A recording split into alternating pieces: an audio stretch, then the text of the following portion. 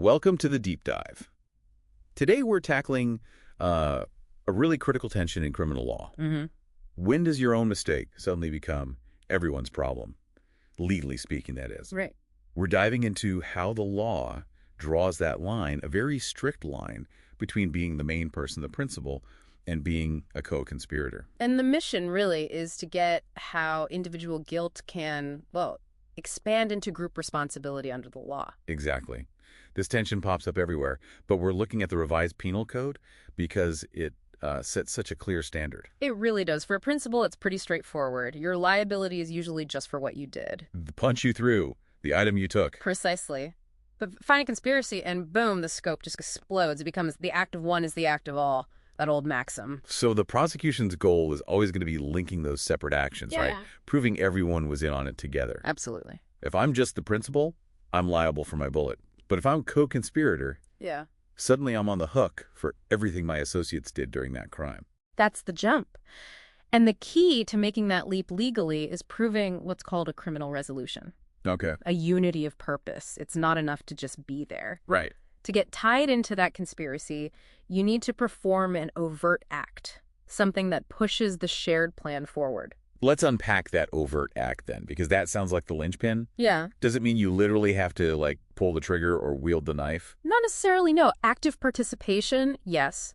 But that could be, say, acting as a lookout. Okay. Or even just standing there in a way that clearly shows you're backing them up, emboldening the main actor. Exerting them confidence. Exactly. What it doesn't include is just, passively standing by. Or being silent. Or just happening to be friends with the people involved. So accidental presence isn't enough. No. You need intentional cooperation, working towards that common criminal goal. That sounds like a massive challenge for courts to prove.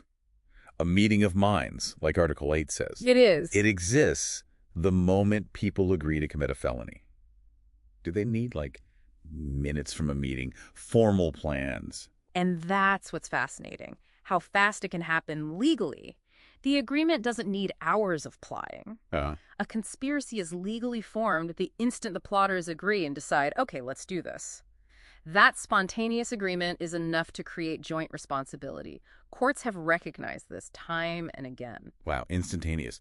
But if getting direct proof of someone saying, okay, let's commit this crime right now is super rare, how do courts actually establish it? They rely heavily on acts in concert. Meaning? Looking at the actions. Yeah. Circumstantial evidence. Do the movements look synchronized? Do people have coordinated roles? Like in a robbery, one person points the gun, the other grabs the money. Exactly. Those coordinated actions suggest they weren't just acting randomly side by side, they were working together as a unit. This brings up something really important for you, the listener. Even though that agreement can happen in a flash, the proof needed to establish that conspiracy. It's the same high standard as proving the crime itself beyond reasonable doubt. Crucial point. That high bar protects individual liberty. Because if the prosecution can't clear that hurdle, the whole collective liability thing just falls apart. And that leads us to the flip side. Which is the rule. When there is no conspiracy, each offender is liable only for the act performed by him. Simple as that. So a group might be involved in an incident, but if there's no proof they planned it together, even implicitly, then each person is only responsible for the specific harm they personally caused. Got it.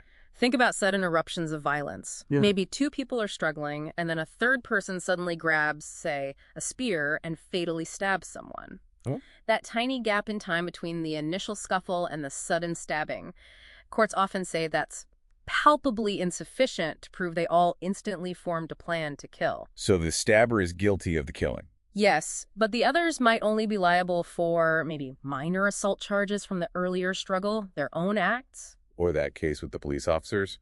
Some rough up a suspect, slight injuries. But then the chief unexpectedly shoots the victim dead. If you can't prove the other officers shared that intent to kill, then they're only liable for the slight injuries they inflicted themselves. No shared intent, no conspiracy, liability stays individual, isolated. So the core takeaway here is really about that standard of proof. Absolutely. That need for positive, conclusive evidence of a shared criminal goal beyond reasonable doubt. That's the wall separating individual liability from that sweeping act of one is act of all, responsibility. The law demands proof everyone was rowing in the same criminal direction, essentially. Intentionally rowing, yes. Okay, so wrapping this up. If conspiracy can genuinely form in the heat of the moment, spontaneously, it leaves us with a really tricky question, doesn't it? How does the law, often relying just on those circumstantial acts in concert, reliably tell the difference between a truly shared, instantaneous criminal intent and just multiple people reacting individually, maybe even violently at the exact same time, but without any connection or shared plan? Where's that line in practice?